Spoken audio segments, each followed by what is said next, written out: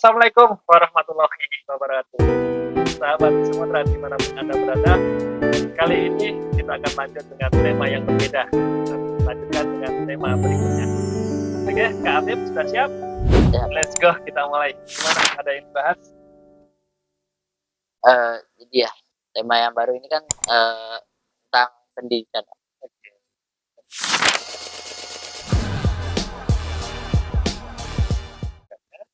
Jadi tuh apa yang diberikan oleh Sumatera terkait pendidikan dan perkembangan. Oke. Jadi gini ya Kak ya, Sumatera itu kan berkomitmen membangun SDM yang cerdas, SDM yang terampil, dan SDM yang berakhlak baik. Tentu karena itu kami menyiapkan beberapa program pendidikan wajib yang akan diberikan kepada seluruh tim di kedepannya. Begitu kita punya ada gambaran untuk training-training kedepannya. Apa aja pelajaran yang bakal didapetin oleh driver terkait mengoperasikan truk secara aman dan nyaman? Iya. Jadi gini Kak ceritanya, bapak-bapak driver ini kan rata-rata ini belajar mengendaraikan otodidak dari orang tuanya, dari pamannya, atau dari senior-seniornya. Ketika rata-rata driver saat itu benar-benar belajar di lapangan ya Kak. Jadi tidak ada pelajaran-pelajaran teorinya, pelajaran yang mengajarkan bagaimana berkendara dengan aman dan nyaman. Ya, karena kan saat ini mungkin bapak-bapak driver itu berkendara dengan nyaman bagi beliau. Ya, nyaman bagi beliau itu belum tentu aman bagi beliau dan aman bagi orang lain. Sehingga manajemen Sumatera berpikir dan mencarikan solusi untuk mengadakan kegiatan-kegiatan training di kemudian hari. Ya, kita akan memberikan pelatihan-pelatihan yang teknik mengemudi yang aman dan nyaman. Ya. Kemudian kita juga akan memberikan training-training di lapangan, misalnya bagaimana kita mengambil jalan saat di tikungan, mengambil jalan saat menyalip kendaraan lain, ya, misalnya di tanjakan, di turunan dan sebagainya. Ya. Kemudian cara-cara kita mengatur momentum beban kan. Jadi di truk itu kan ada truk yang sepanjang itu pun ada ilmunya.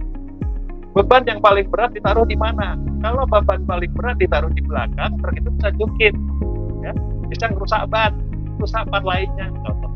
Jadi ada hal-hal seperti itu. Dan kita juga akan ajarkan bagaimana cara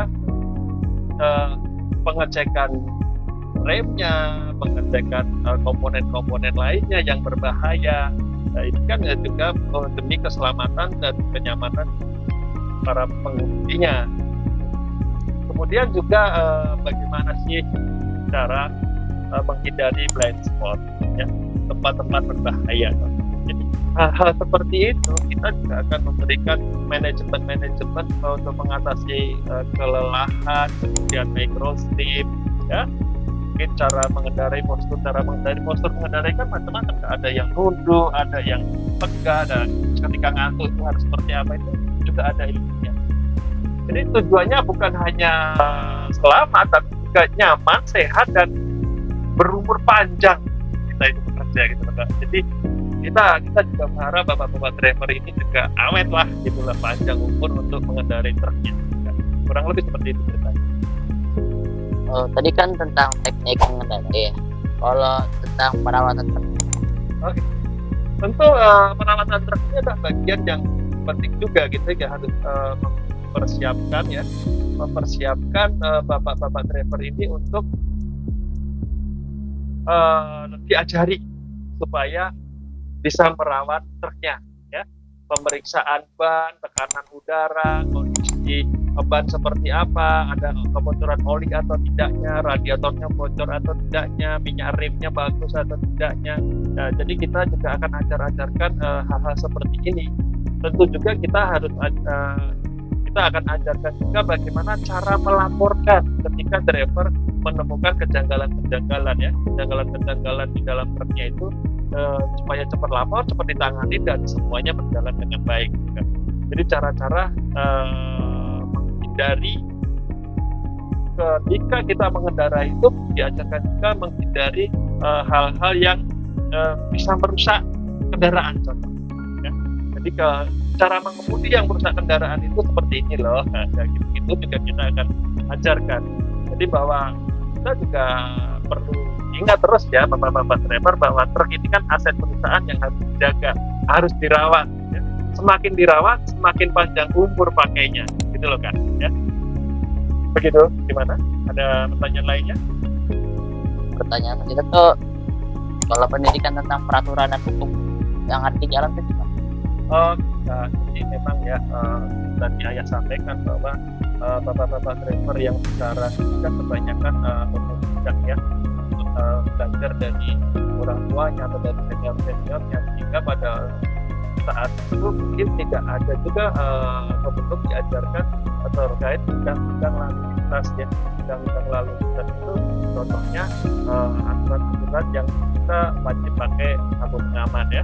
Kalau sabuk pengaman tidak dipakai, mungkin ada etika juga kan, ada penaltinya. Kemudian undang-undangnya apa itu juga harus akan nanti kedepannya kita akan ajarkan hal-hal seperti itu juga ya, batasan-batasan muatan.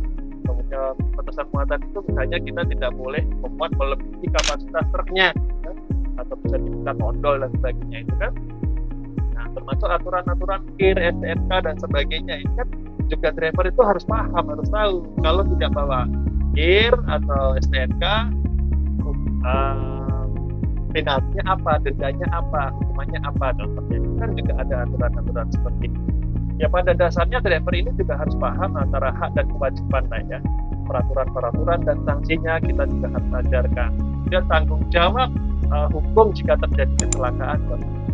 Kan driver itu kalau terjadi kecelakaan dia tidak boleh kabur dari TKP kan. Ya.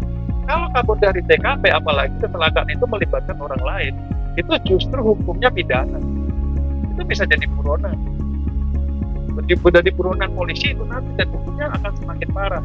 Driver itu harus paham aturan-aturan hukum seperti itu. Ya. Driver yang patuh pada hukum adalah driver yang akan selamat dan bertanggung jawab. Nah, begitulah ceritanya. Kalau terkait dengan norma, budaya dan adat gimana ya? Oke. Jadi tentu ini juga hal yang sangat penting yang akan dilakukan di Sumodran ya. Bahwa ini adalah pelatihan membentuk karakter Kak. Jadi karakter ini kita harus bentuk. Jadi di sini kita akan ajarkan bagaimana bersikap sopan kepada pelanggan, kemudian bagaimana cara berbicara yang baik dan santun, kemudian bagaimana cara menyelesaikan masalah tanpa emosi. Nah, rata-rata sopir itu kalau ditegur malah emosi kan. Nah, seperti itu harus kita merubah ya karakter-karakter seperti itu menjadi karakter-karakter yang mulia lah gitu ya. Ya, di situ juga kita akan ajarkan kenapa kok kita harus disiplin waktu dan kita harus jujur menyampaikan laporan. Jadi disiplin waktu dan kejujuran itu kan sangat penting bagi customer, karena kan customer itu butuh informasi yang valid dari kita, informasi yang apa adanya supaya customer itu bisa mengatur irama kerja berikutnya kan.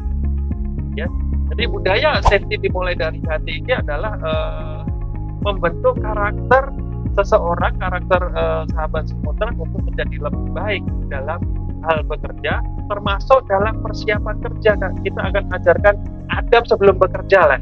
Adab sebelum bekerja itu kan pertama kita harus bisa berdoa dulu ya, supaya hati kita tenang, hati kita nyaman, kita berdoa yang baik ya. Dan juga kita mempersiapkan kebutuhannya ya. Jadi supaya kita di jalan itu udah nggak mikir lupa ini, lupa itu, takut ini, takut itu, tapi juga nyaman tinggal jalan. Dan juga kita perlu adab bermental positif, berpikir positif ya. Ketika kita dikasih kerjaan, dikasih orderan, ya tentu semua orderan itu kan ada yang bagus, ada yang kurang bagus, ada yang tidak bagus. Nanti kan ini rezeki yang harus kita terima. Rezeki yang kita terima, ya kita harus tulus ikhlas menjalankannya. Ya.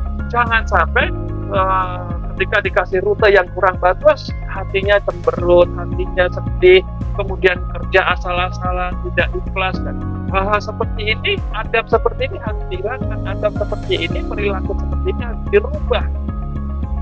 Itulah nanti Sumatera ini kan bukan hanya ingin mempunyai driver yang hebat, tapi kan kita juga ingin menjadikan sahabat Sumatera ini menjadi manusia yang lebih baik gitu loh. Manusia yang berakhlak lebih baik, manusia yang membawa nama baik perusahaan ke depan. Ya kurang lebih ceritanya seperti itu kan. Masih ada nggak sih program-program lain yang kita Oke, tentu kita banyak sekali program-program untuk masa depan Sumotran ini ya, karena Sumotran ini kan perusahaan yang ingin terus tumbuh berkembang ya, jadi tidak bisa kita hanya diam saja mengharapkan sesuatu yang berubah mengikuti alur atau mengikuti arus saja, tidak bisa seperti itu, tapi kita harus berinovasi terus ya. Jadi banyak training-training ataupun kegiatan-kegiatan yang sudah kita persiapkan, terutama kegiatan-kegiatan yang berhubungan dengan keselamatan kerja, termasuk pelatihan-pelatihan komunikasi dan pelayanan pelanggan, bagaimana kita berkomunikasi dan melayani pelanggan. Kemudian program-program metodik senior junior, maksudnya itu kan yang sudah senior ini ajari lah, kasih contoh, teladan kepada driver mudanya. Ya. Kemudian pelatihan penanganan emergensi contohnya kan kita kemarin juga sudah melaksanakan pelatihan kegiatan emergensi ketika terjadi kecelakaan, ketika terjadi kebakaran, nah itu harus bagaimana tindakannya, kita juga dengan pelatihan seperti itu. Kemudian juga program pengembangan mental dan motivasi. Jadi kan driver ini atau bapak-bapak sahabat Sumatera kita juga harus kita motivasi terus supaya kita itu sama-sama tumbuh bersama gitu. Jadi jangan sampai apa yang diinginkan dan diharapkan oleh manajemen tidak tersampaikan, tersalurkan kepada tim Sumatera di lapangan ini. Ya. Kemudian juga kita akan mengadakan program-program kegiatan-kegiatan kekeluargaan Sumatera ya. Jadi kita akan kegiatan yang lebih menyatukan, lebih mempererat lagi keluarga Sumatera. Jadi semua ini kan dirancang agar tim itu tumbuh bukan hanya sebagai pekerja kan. Ayah itu berharap ya bahwa semua ini antara hubungan antara manajemen karyawan ini bukan bukan sebagai owner dan sebagai pekerja, akan tetapi lebih sebagai manusia dan keluarga besar yang berkembang bersama gitu kan. Kita berharap kita itu bisa bekerja sama, berkolaborasi bersama, menjadi sebuah keluarga yang berkembang bersama dan sejahtera bersama. Itu itu yang harapan ayah. Jadi untuk sahabat Sumotran ya. Jadi gini ya cerita kali ini sahabat Sumotran bahwa jelas bahwa Sumotran itu bukan hanya menuntut. Saya berharap bahwa Sumotran ini juga bisa mendidik, mengembangkan, dan memperhatikan seluruh tim.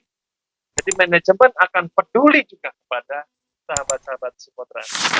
Jadi ini karena SDM atau sumber daya manusia itu hebat tidak muncul tiba-tiba. Tidak mungkin bayi lahir ceprot langsung bisa nyetir kan. Semua itu butuh dibangun, butuh dilatih, dan butuh dibimbing. Semua dimulai dari hati. Sumotran, yes. Terima kasih.